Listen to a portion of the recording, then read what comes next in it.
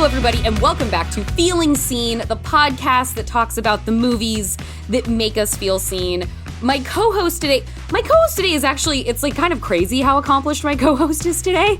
I feel like if you keep your eye on producers, if you keep your eye on the credits to see who's making the things and marshaling the resources for the things that end up being the movies that you love, my co-host to today, more recently, from her banner Stay Gold Features, perhaps you have seen the movies Harriet, or you're one of the weirdos like me who loved Under the Silver Lake. There is also the wonderful Patty Harrison, Ed Helms comedy Together, and very, very recently, Nanny, Nikki Atujusu, we stand on this podcast. That is through Stay Gold, but I believe before the Stay Gold timeline, there were also movies like The Kids Are All Right, Beasts of No Nation, and a personal favorite of mine, Life Partners. Oh my God! Little queer treasure that is. Oh, wow. You are a film lover. Daniela Taplin Lundberg, welcome to the program. Is there anything else the folks need to know about you before we get started today? No, you really covered it. I'm impressed with your depth of knowledge of my IMDb page. Very few people reference Life Partners, although it's one that I'm so proud of. That movie was hard to get made, and it holds up. It's very good. It absolutely holds up, and I actually think because that was is that 2014? Yeah, 15? something like that. I would say it holds up even better than it was upon its release, because I feel like the conversations around platonic love stories and friendship as intimate relationship and the more expansive conversation around what intimacy is and queer relationships are on screen, I think it actually fits more comfortably in conversations we are more conversant in now in pop culture than we were at the time that it came out. Oh my God, 100%. Oh my God, thank you for saying that. You're so welcome, and we have so much ahead of us because we haven't even gotten to the movie that we're digging into here today, which is another friendship love story. What is the character and the movie that you have brought for us to discuss today? Okay, so my character is Geena Davis's Thelma in Thelma and Louise, Callie Curry's classic film, which Ridley Scott directed, which you would not picture him that's not the first director you think of when thinking of a female on the run film, but he did such a beautiful job, and I watched this film when I was in high school, and it really rocked my world, and I think in looking back really defined my path in life and in my career, and her character growth in particular was something that I always use as a hallmark, and I just think was great screenwriting as well. Just talking about the growth of a character over time and having that be as much of a visual transformation as an internal one. So yeah, that's my character. Mm-hmm. It is. I can't watch Thelma and Louise in its entirety because it's too wrenching, because I know how but I'm watching it yesterday. I'm scrubbing through to points to this is a movie I know, it's a movie I've seen, and it was amazing in that format of jumping the way that I was opening on her as the housewife to Daryl, who has to she minorly raises her voice to call out for her husband at the beginning of this movie. She's like, Daryl, and he's I hate it when you holler like that. You can't holler at me like that. Yeah. Thelma, for Christ's sake. Thelma, is he your husband or your father? It's just 2 days, for God's sake. Don't be a child. Tell him you're going with me. Tell him I'm having a nervous breakdown. That don't carry much weight with Daryl. I already think you're out of your mind. Are you at work? No, I'm calling from the Playboy Mansion. Clear right back. Daryl? Daryl? Honey, better hurry up! And this is my clue. With my nose, I look like the W.C. Fields of... God damn it, Thelma! Don't holler like that. Haven't I told you I can't stand it when you holler in the morning? I'm sorry, doll. I just didn't want you to be late.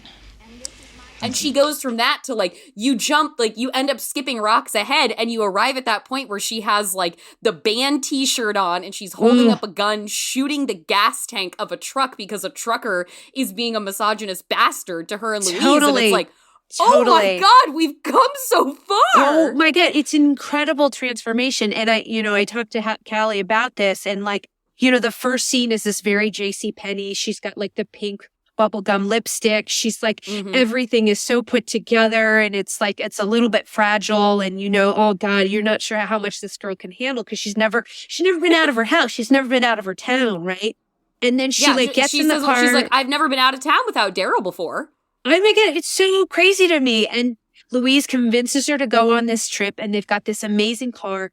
And I just love the scene of her getting in the car, this convertible, and she brings the whole house. It's like she's got a fishing net and like 5 suitcases and they're like going for 2 days. And it's just like, it's such an example of someone who hasn't ever lived life, right? They don't know what to bring. They don't know how to be efficient. They don't know how they'll handle any situation. And she also brings that gun, right? Which is like the planting of the seed for the whole film.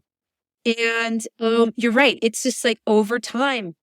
I don't want to be a spoiler, but the movie's like 25 years old. So I think most people have seen it. Yeah. I think you can go for it. Yeah. I'm just going to like spoil the thing. But the inciting event of this, the murder of this guy who tries to rape Thelma in the parking lot, the first moment she tries to sort of let loose, it's from that moment on where she sort of crumbles. And then her partner, Louise, starts to crumble and Thelma starts to discover her strength. And she robs a convenience store because they've run out of money. And she starts to slowly like throw away these sort of artificial artifices of her life. And it's just that band t-shirt and the trucker hat she steals from the trucker. And like, and she starts to get tan because like it's a convertible and like there's all this color on her body all of a sudden. And I just was like, it's so goddamn sexy. And she's, oh my God, right. And I was just like, this is a little bit aspirational, even though she's like on the run for murder. Please, don't get mad. Okay, but where are we going? Oklahoma City. Jimmy's gonna wire me some money and then we're gonna see where we're going. You talked to him? Did you tell him? What'd he say? Is he mad? No, I didn't tell him, and that's what we gotta get straight now. Daryl's been calling mad as a hornet, making all kinds of noise, and when you call him, you gotta not tell him anything about this. You gotta just make sure everything sounds real normal. I called the asshole at 4 o'clock in the morning. He wasn't even home. I don't know what he's got to be mad about. I'm the one who should be mad.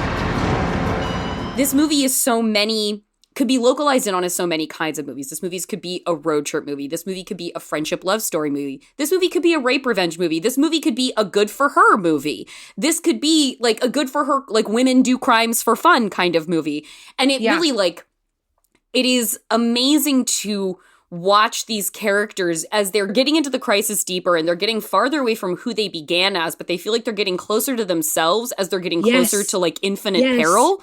And it is, like you said, it does feel so like when they're just in the convertible with their hair blowing in the wind and they're both inexplicably gorgeous and clearly like more in their bodies and their feelings than they ever have been. You're like, God, what a great day for the girls. And then you're like, they're being pursued by the entire state of Oklahoma right now. Right.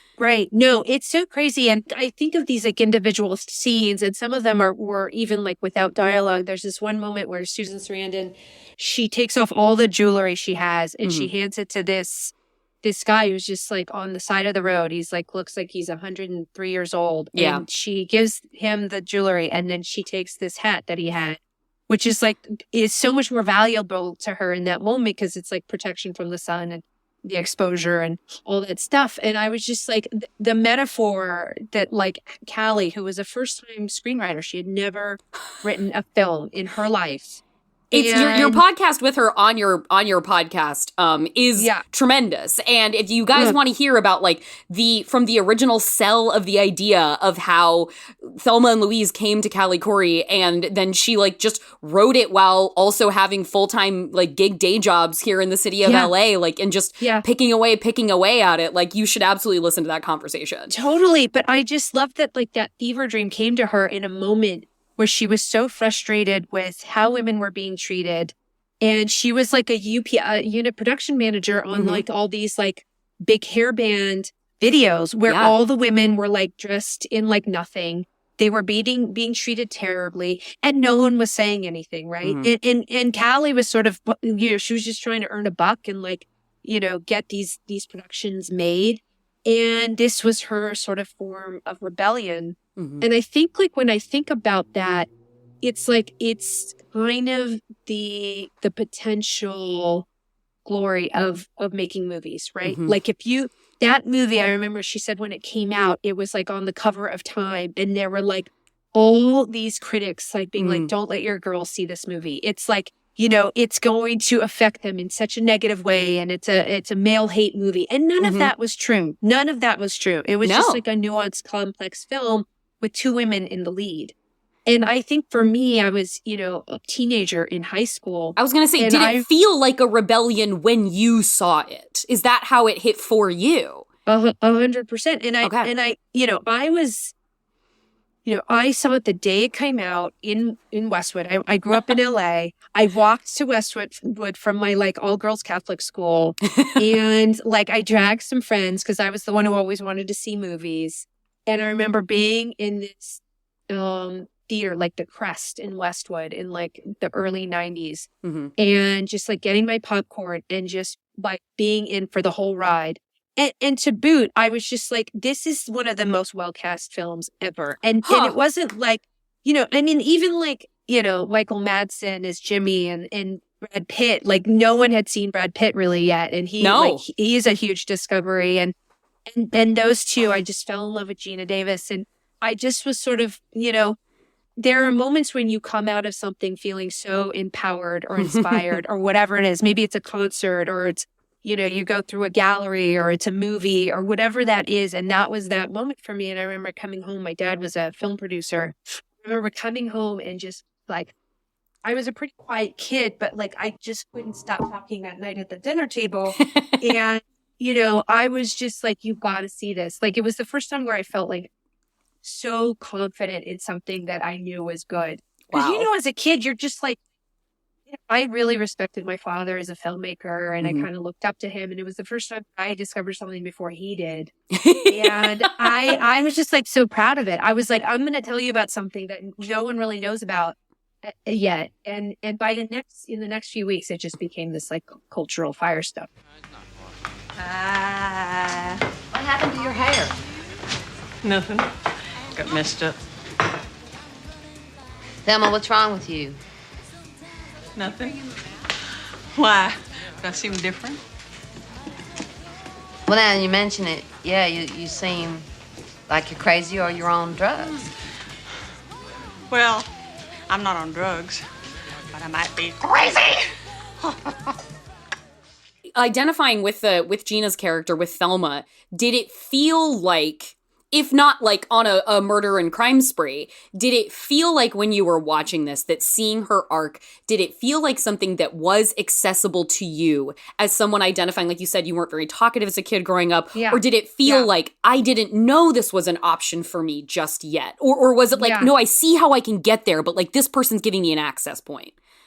You know, it's funny. It was literally some moments in the film, and it's like this thing that I think about. There's this moment where she's like, first time she had like an orgasm, like she had like the best sex of her life for the first time ever, and it kind of like opens her up on one hand. The thing that was really impactful about that scene for me is when JD, I think was Brad Pitt's character's name, he teaches her how to hold up a liquor store. Yeah, the famous with the hairdryer walking her through how to commit armed robbery. Then I just kind of waltz on in and I say, ladies, gentlemen, let's see who wins the prize for keeping their cool. Simon says, everybody down on the floor. Now, nobody loses their head, then nobody loses their head. You, sir. Yeah, you do the honors. Take that cash, you put it in that bag right there. You got an amazing story to tell your friends. If not, well, you got a tag on your toe. You decide. Simple as that. Then I just slip on out and get the hell out of Dodge, yeah. My goodness, you were sure gentlemanly about it. Well, now, I've always believed if done properly, armed robbery doesn't have to be a totally unpleasant experience. And for me, she was like studying it, and she was like getting a little bit braver, and she was starting to open up. And then she goes and does it. And I'll never forget how Ridley Scott shot it. We see it happening over like the the video cam footage. Yeah, It's we like, see it through.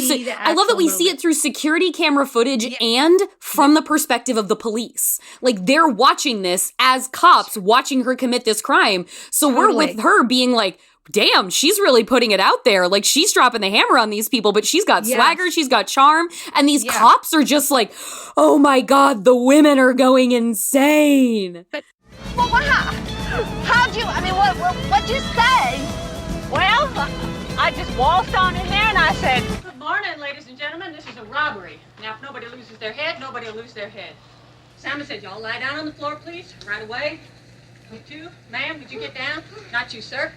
Let's see who'll win a prize for keeping their cool. Listen, it doesn't have to be holding up a liquor store, but it's just that thing where it's like, I can do this. I can do something that feels really hard and impossible. I can just own it. And if I own it, then I can execute on it really well. And for me, that was making movies. I was like this kid who, my dad was like not Spielberg. He was like a semi-successful, like independent film producer. It wasn't like I was like being walked in the door, but I knew I wanted to make movies. The moments that I feel really like I'm doing a good job or I'm achieving some sort of success are the moments where I like take my fear by the balls and I'm just like, just own it. Just go there and do the work and keep your head down and like pretend that you belong there and that you are commanding the space. And whenever I do that, I'm always grateful because like then everyone sort of believes it too. But meanwhile, I'm like doubting myself 100 times a day. You know what I mean? Sure. And so like whatever those moments are in your history that you can kind of be touched on, that was, for whatever reason, that was mine. It's like Geena Davis holding up the liquor store. It's so amazing watching the seesaw of their relationship. Like you said, as like first Louise has to step up and protect Thelma. And then when the weight of it starts to become just a bit too much for Louise and it starts to echo trauma from her own past that she's not going to confront in this film. Like, and then you watch Thelma have to ascend and carry the weight because she knows somebody else can't take it for her. And then by the end for them to be completely eye to eye and holding hands as they make this ultimate decision and for Thelma to be the one to say like, let's keep going. Like, let's not get caught. And that is absolutely the, like, I almost start crying reflexively whenever I think about it. So I'm going to try not to right now. But like, I remember the first time I saw this, it was some age in the 90s. I don't remember when, but it was definitely on VHS. It was definitely at home. Sure. And I saw that and I remember so well. And like anytime I see it again, like the exact look in her eyes and the tone in her voice and the cracking of it when she says, let's keep going. And then that image of them holding hands is one of the most devastating, incredible moments of cinema that has ever been put to screen. I agree. And yet, like, it's triumphant, right? Like, to me, it's like, it's not the death of these two women. It's like, they're just not going to compromise their lives anymore. I'm getting I'm like starting to cry right now too. It's like, and for me, it's like whoever you are spiritually or, like, I just sort of felt like, there were a couple people that asked Callie to change that ending. And it was just like it was too dark. And it was amazing like, no. hearing her talk about that with you being like, and she's never been a screenwriter before. She's going into meetings, pitching her screenplay. And that's the moment where like, that's such a moment of truth for a new creator to be like, so we can make your dream come true if you change this thing. And she, in talking it back to you, she's like, and that's when I would go, okay, meeting's over. All right, we got to go now. Like, cause it's just, this movie's not happening if that's the way you think this movie's happening. I know. It was so badass of her. And like in life, whether it's, working in this industry or any industry, or there are those crossroads. And I just feel like that was probably a defining moment of her life. She took a huge risk by like sticking to her guns on that thing. And she like that risk, like yielded such reward for her in her life and like in defining who she was as a filmmaker. And so it's another thing I think about all the time. It's like that movie wouldn't be that movie if it was a different ending, well, and as a producer, as somebody who like is the one who is going to bat for these movies, Like, I would imagine you had more than a few challenging conversations about something like Beasts of No Nation. And for when it came out, the kids are all right. Like, if you watch Thelma and Louise now, do you watch that and think, like, even so much you know about the business, does it still feel like as much of an outlier as it seems like it would have been when it came out and when it did? It's a great question, and it's so funny because, like, I think that the fact that they got that movie made in 1991 or 2 or whenever it got made is a goddamn miracle. And the only reason it happened is because Ridley Scott decided to direct it, right? Totally. And it was such a sort of exemplary piece of writing and so unique. And so, like, all those things, it was just like, it was really amazing. But that was an outlier. That was a total outlier piece of filmmaking. That was ultimately driven by the value of an important male director, right? And gotta have allies. Can't do it without allies, right? And I don't, like, good for him, but, like, it wouldn't have been made if it hadn't have been him, probably, or some male director of note like him. I think what I see now is we've been doing so much work, particularly I would say in the last 10 years, of just like pushing other agendas, pushing other stories, pushing female filmmakers, pushing filmmakers of color.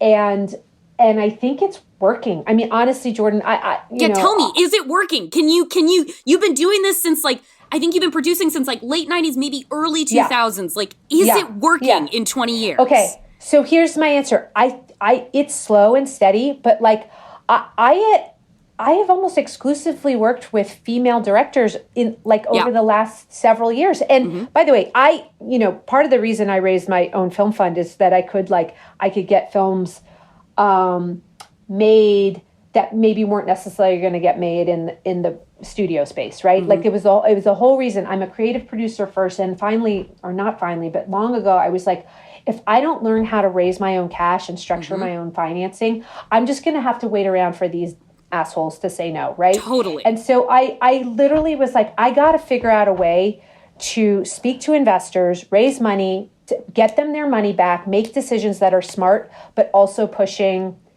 content that wouldn't otherwise get made. And so like a movie like Nanny, which we made last year, which won Sundance last year, I was like, I see this and I see that there's a big market for this, but this movie isn't going to get made. Amazon ended up buying it, but they were never going to make it, right? Yeah, they bought it when it was like, oh, this is going off. This is going off at Sundance. That's right. And I just sort of feel like, as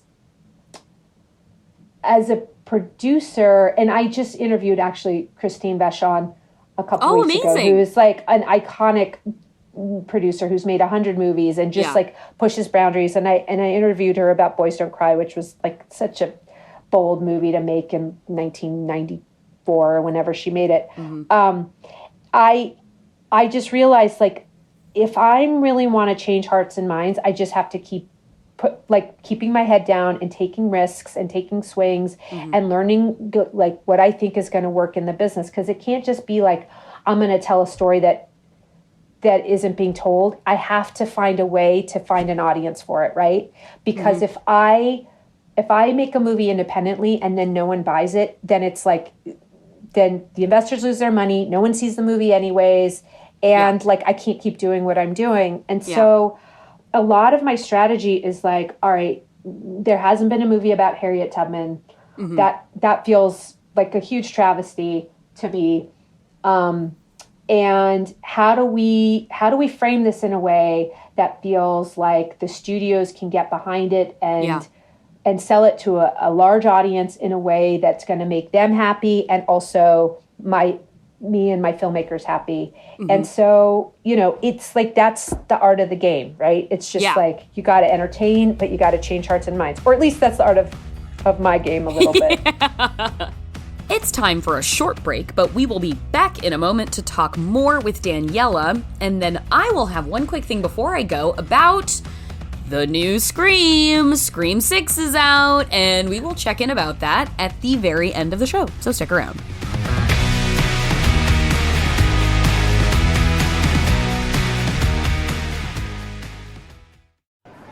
I hope they've got the bread bowl. Have you seen the bread bowl at this place? Mm-hmm. Good evening. Welcome to Maximum Fun. Have you been here before? It's her first time. Very good. Might I recommend our special? Oh, please. Can I interest you in the Max Fun Drive? I'm told they're cooking up something quite extraordinary this year. I've heard about this. With limited time thank you gifts for new and upgrading members? That's right. We'll take it. How would you like your episodes? Can I get them excellent with new Boko on the side? Oh, are there live stream events? Absolutely. You know, if you're interested in events, Meetup Day is returning. What? Oh, you're gonna love Meetup Day. It's the best. Okay, let me make sure I have everything. Max Fun Drive 2023 with limited time thank you gifts, live stream events, Meetup Day, excellent episodes, and of course, new bonus content. Sounds perfect. Great. We'll get it started and it'll be ready in 2 weeks, March 20th. Oh, can we also get a couple of waters? Of course. Where am I? On Maximum Fun. What do you want? A podcast miniseries about The Prisoner. Whose side are you on? That would be telling, but okay, I'm on my own side. It's one of my favorite ever TV shows. We want a podcast on it. A prisoner podcast. You won't get it. By hook or by crook, we will. Who are you? I'm Elliot Kalin. Who is number one? Jesse Thorne. But you are John Hodgman. I am not a prisoner podcaster. I am a free man. Are you okay? Elliot, are you all right? Okay, I'll watch it. All 4 episodes of Bee-Potting You are out now.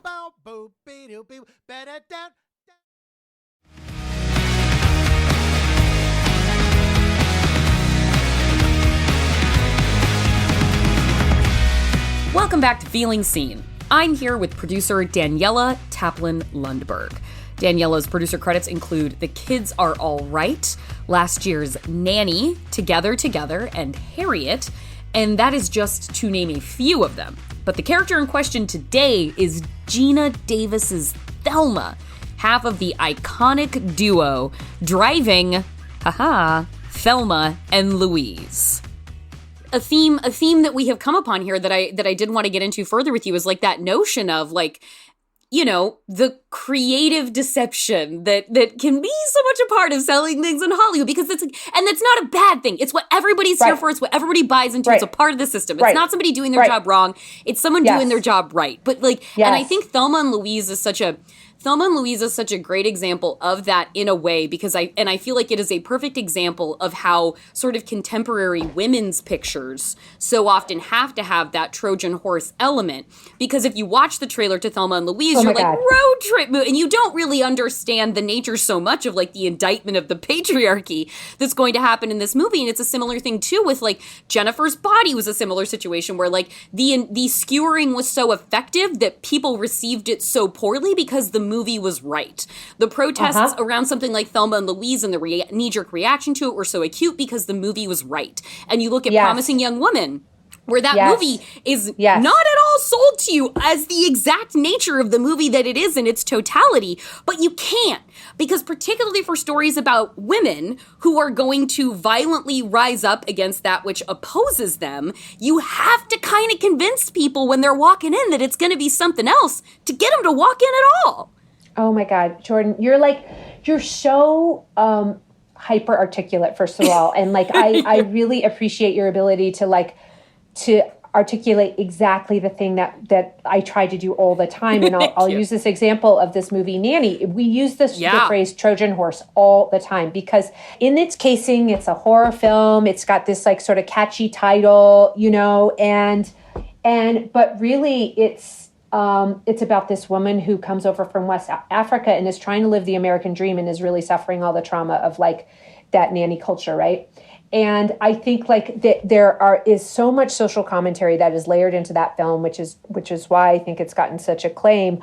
But in its casing, it is like it's a horror film with scares and effects and all this stuff. And I think like if we're smart as filmmakers, you gotta figure out how to get the audiences in, and then if you can impact them and have them leaving the theater or whatever the television set feeling slightly different about something, then you've really done your job. And so I think that like that is such a sort of really, really smart observation and analysis, and I think it's something that we try to when I'm making movies, it's what I try to do all the time. For sure. There was a part of your conversation actually with Callie who you talked a bit in your conversation about like how in the 30s and 40s there was a robust economy of women's pictures where they were like movies about like the interior lives of women, and even if the movies weren't necessarily always good, there were these like kind of wonderful opuses to like the feelings of women, and obviously sort of like the heyday in the early years of like a Joan Crawford and a Bette Davis and a Katharine Hepburn and that sort of thing. Totally.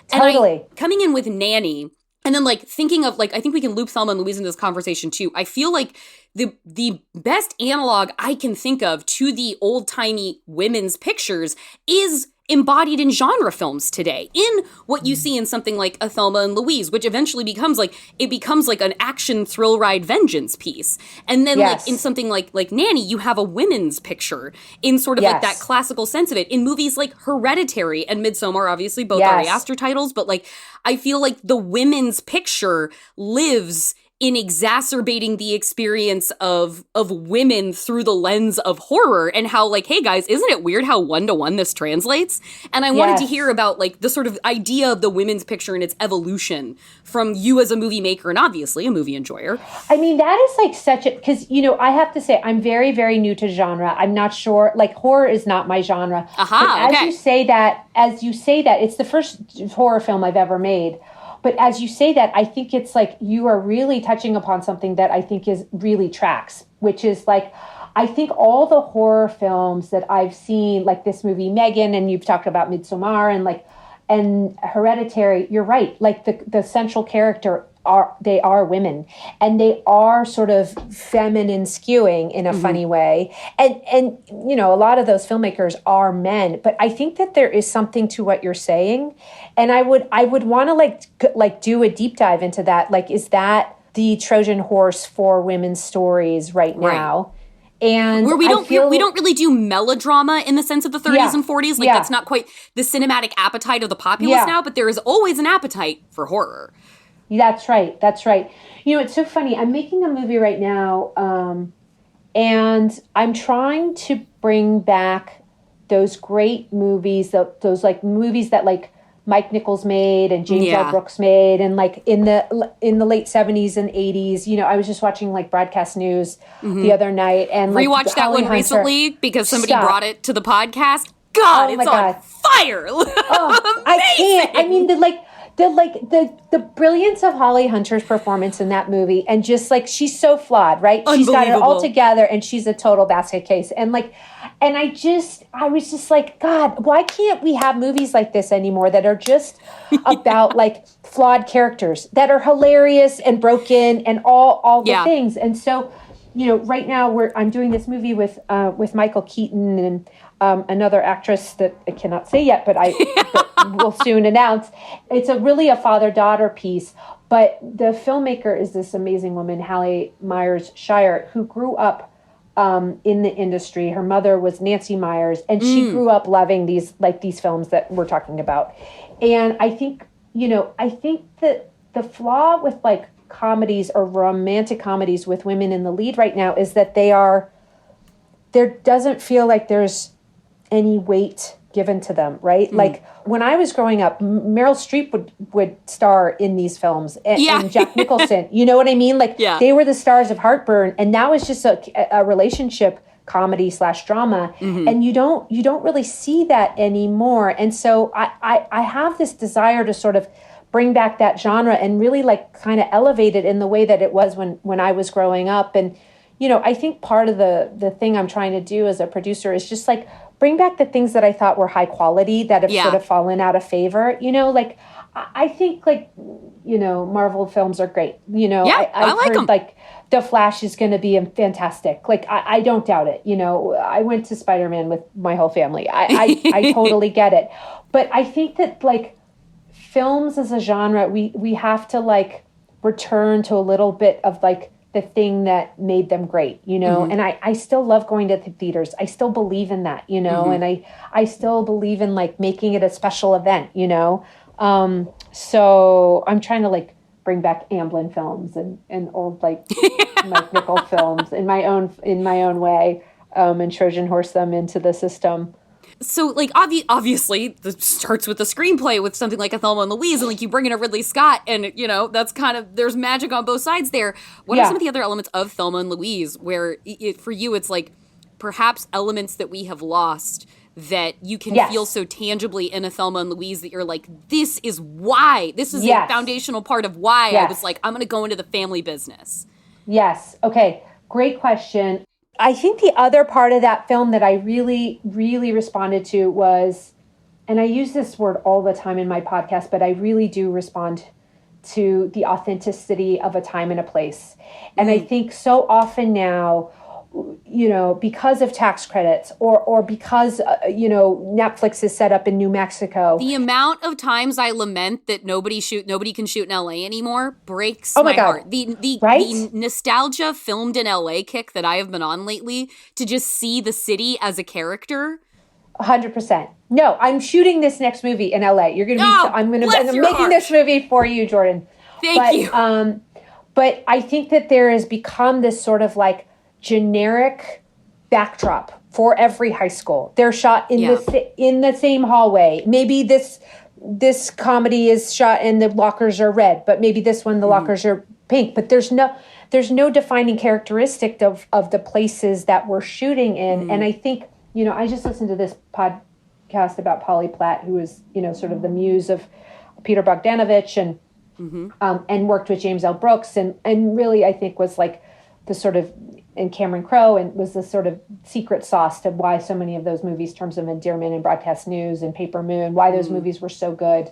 And her whole thing was like a film is as much about the place as it is about the characters and like and the backdrop. And so she would go and she would like scout all over the country and like find the perfect city for whatever the film was meant to be. And like, because there had to be that quality of just like, again, authenticity and feeling like you're in actually the place that you're filming in. And like, you get that a lot with like all those movies, and particularly with Thelma and Louise. It's like, you know, when they're driving and it's like they're driving at night and there's like a full moon and they're driving through Zion and you're seeing the mountains and they're like lit. And I'm just like, you can't fake that. Like you've got to really like plan to shoot that during a full moon and like it's got to be a perfect night with the stars out. And listen, I'm the first one to admit like money is often an issue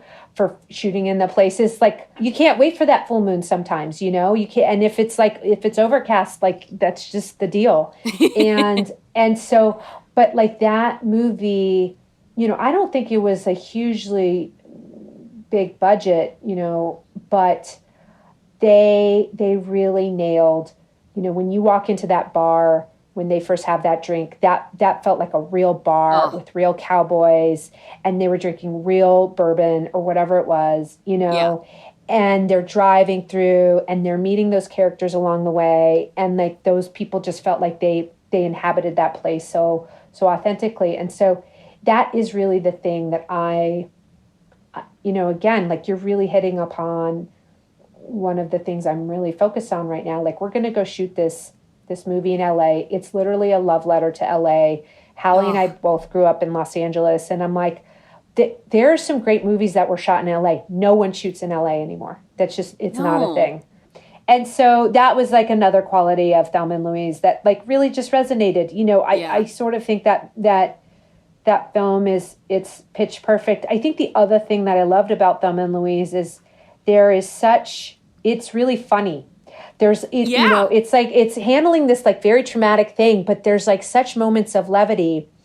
And I think that's like the great movies that work that are about like very serious topics. They always have those moments of like, get like little moments of like just allowing like the dial to turn a little bit so you can go back to the serious things. I think about that all the time in our movies. Well, and I think that's I know that like, that's something I talk about a lot with my queer friends in filmmaking is just the deftness of queer folks at turning kind of anything on its head into like something that they can at least joke about and enjoy it. That's not like a superpower unique to queer folks, but I think it is one that is especially honed in marginalized or stepped over communities where you learn how to find that part on the dial, because if not, existence would just be dour. Like if you couldn't do that at a moment's notice, you would just be buried under the weight of the terrible possible so much. And I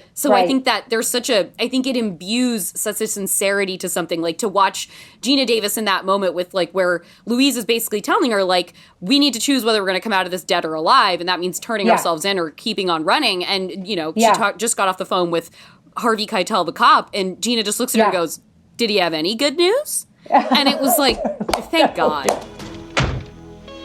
They're charging us with murder. Yeah, they say that we got to figure out if we want to come in dead or alive. Gosh. Did he say anything positive at all? And they just like they smile at each other and they get in the car, and that's why the movie endures. I think you're right about that. Exactly right. I mean, there are just a couple moments where Geena Davis calls Daryl. Do you remember that? Daryl. Yes. And he's like, Thelma, how are you? And she hangs up. She's like, he knows. He knows. He's never been happy to hear from me in his life. He knows. Oh God. I just I love those moments so much. And I think they're as memorable as like these like very, very intense moments or the moments of action or the moments of blowing up the truck or the vehicle or whatever it is, I remember those moments. I mean, Geena Davis just tying a knot in her T-shirt is as memorable as anything else in that movie because the power of Geena Davis. Oh, she just was so good. She was so good. So my closing thing that I wanted to come to is the crossover in our streams of I know that your dad was a producer on Mean Streets, and one of the characters that we have had brought to the show is the filmmaker Lucky McKee brought Harvey Keitel's character from Mean Streets as the character that made him feel represented. Oh my gosh! You growing up watching your dad do this work and perhaps watching him having done it on Mean Streets and learning through that, and then coming to this place where the art that he made is influencing people that have come on this show, and now coming here and talking to me about what has motivated you in your work. I just sort of wanted to hear from you about like being a participant in what it sounds like in a self-aware way of that like circular power of like consumption and creation that fuels these works of art that make people feel represented and make them feel like they have a port in a storm sometimes. Yes. Well, it's so funny. My dad made like these two iconic films before I was born. Mm-hmm. But I think that like it's this family business thing where I grew up listening to these stories, and my dad really believed that art and artists are transcendent. And it's the thing that can impact people most. And I think that like, even as a child, it really wasn't like I was living like this crazy existence, but like I had always heard these stories where like, Bob Dylan and Mick Jagger and Bianca were at my parents' like, wedding reception in the backyard of their Laurel Canyon home. But the thing that like really resonated for me in the stories of The Last Waltz and Mean Streets was just that like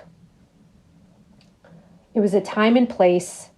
These filmmakers had something to say. They needed someone to like promote and proselytize for them. And I think the idea of my dad was the person who like launched one of the greatest filmmakers of all time, arguably, right? Yeah. Martin Scorsese's career. Mostly because he didn't know what he was doing at the time. I mean, my dad was just like, oh, you put your own money into movies? Like, he didn't know you weren't supposed to do that. But I think like the impact of like launching someone into the stratosphere that has like impacted so many hearts and minds. And I hate that I keep saying that, but it is how I feel. Is to me, like everyone does their own thing, right? Like everyone tries to like impact the world in some way or do their best, or, we wake up every morning, or at least I try to wake up every morning and be like, all right, how can I push? How can I help? like, how can I make the world a better place today? And this has been the thing that I've discovered I can do.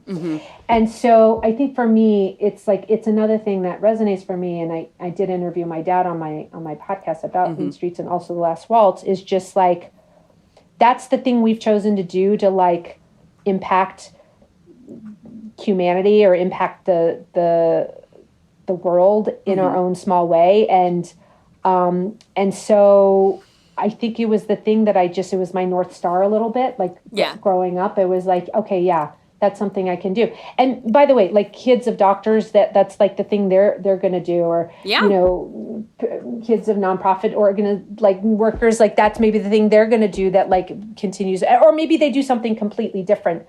But I do think that I really have this like, this reverence for film history. Yeah. And like all the people who have come before us that have allowed us to do what we're doing.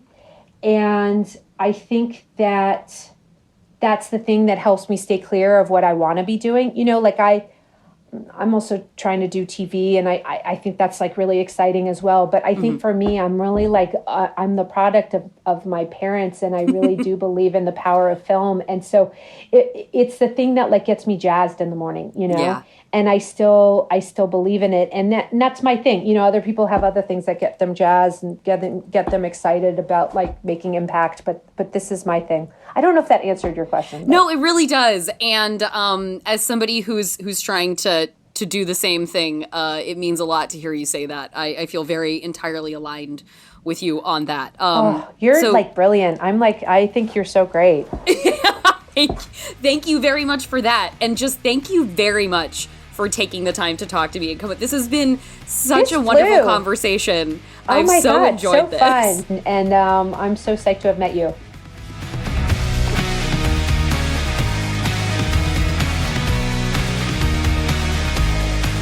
Thank you again to Daniela Taplin Lundberg. In addition to catching up on her impressive filmography, you can also hear more great movie conversations on Daniela's own podcast, because we've all got one, Hollywood Gold.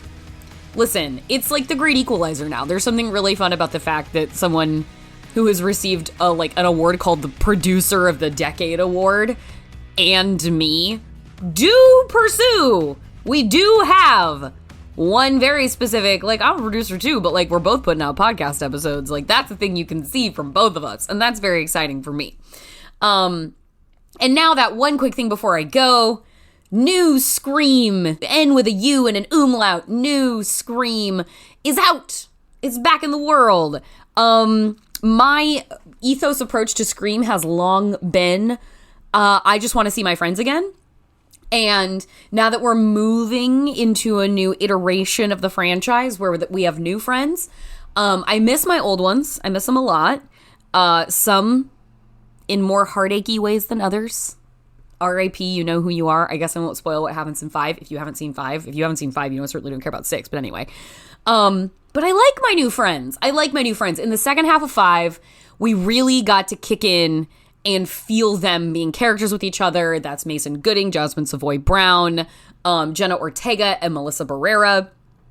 And so it really sent me into 5. The end of 5 sent me into a really good groove going into 6 with the core 4, as they will be designated in 6. And I had a fun time.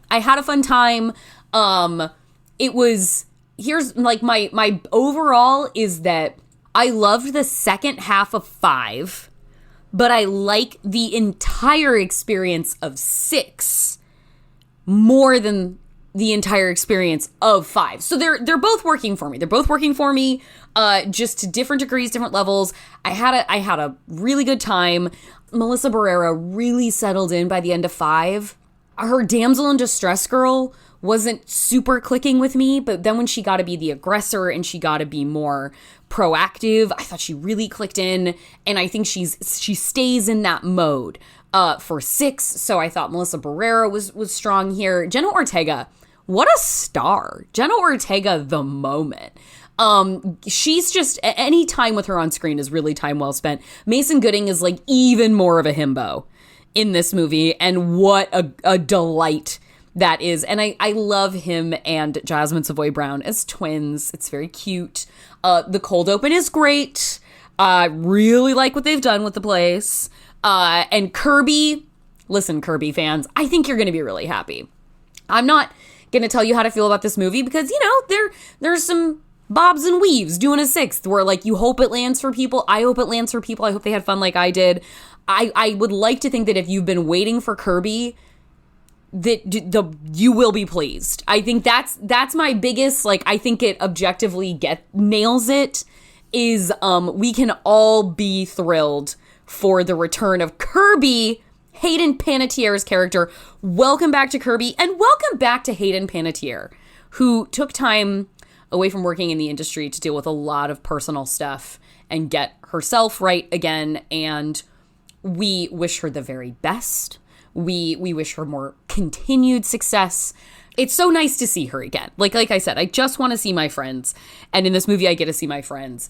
And it's if you liked how much more, like, strikingly violent 5 felt, this one is even more so. Like, this one hits even harder.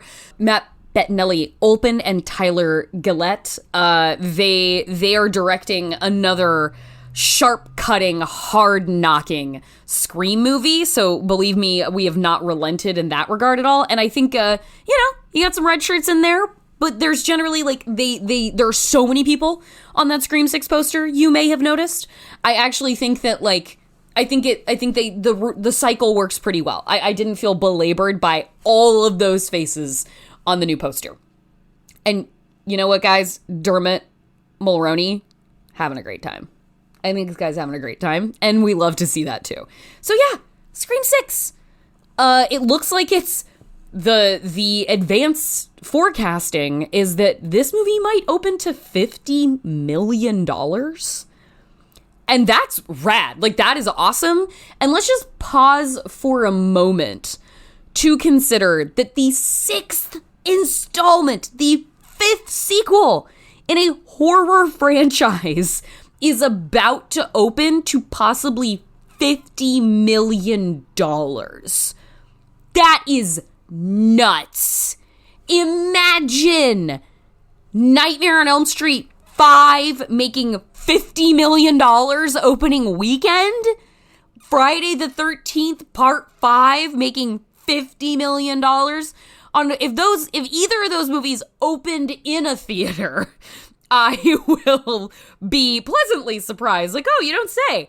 But this one looks like it's gonna clean house, and that's really fun. Shouts out to franchises doing it right. Creed also opened to had an wonderful opening weekend, and I think if it hasn't, it's about to surpass the like $100 million mark. Creed 3, and that's like the 9th movie ostensibly in a Rocky franchise. So franchises kicking ass. Franchises that, you know, Marvel's maybe having a flop moment with its spin-offs. Like Ant-Man, I think, experienced a precedent-setting drop frame to frame for a Marvel movie. But you know what? Creed 3 out here kicking ass, and Scream 6, I think, out here about to kick some ass. So get out there, go see the good franchises in the theaters. And that. We have a word in from producer Marissa. Nightmare on Elm Street 5 did open in a theater to $8 million. Honestly, pretty good, because, like, whatever year of dollars that was, that's not 8 million now. That's well more than 8 million.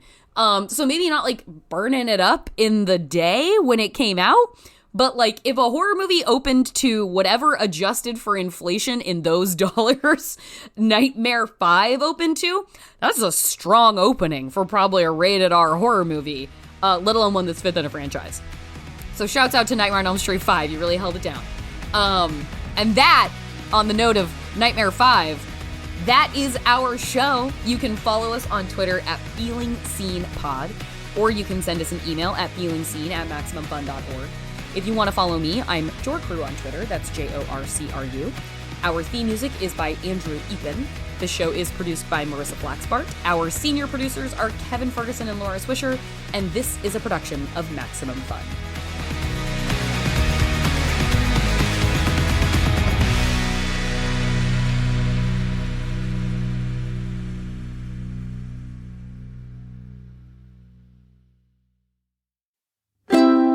MaximumFun.org. Comedy and culture. Artist owned. Audience supported.